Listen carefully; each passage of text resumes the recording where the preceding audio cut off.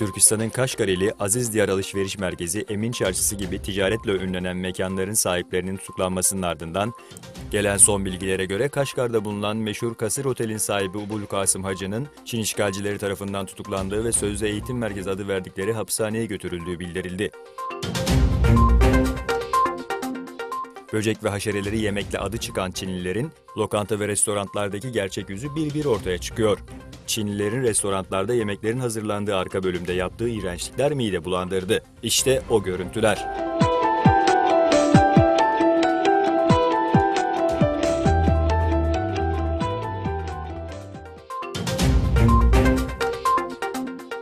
Özbekistan Cumhurbaşkanı Şevkat Mirziyoyev, Özbekistan'ın Türk dili konuşan ülkeler İşbirliği Konseyi'ne katılma kararı aldığını belirterek, Cumhurbaşkanı Erdoğan ile uzun uzun müzakere ettik. Özbekistan bayrağı da bu konseydeki bayraklar arasında yer alacaktır.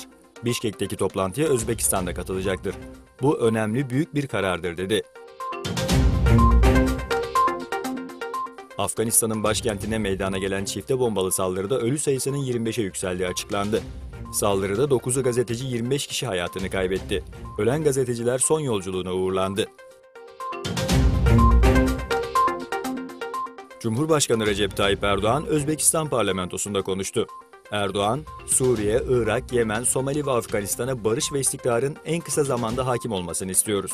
Bu kapsamda Özbekistan ile işbirliğimizi güçlendirmeye hazırız, dedi. İspanya La Liga'da Deportivo'yu 4-2 mağlup eden Barcelona, sezon bitimine 3 hafta kala 35. hafta sonunda şampiyonluğu garantiledi. Böylece Barcelona son 10 sezonda 7, La Liga'da ise 25. kez şampiyonluğunu ilan etti. Ligde çok iyi bir sezon geçiren Katalan ekibi taraftarları şampiyonluğu doyasıya kutladı.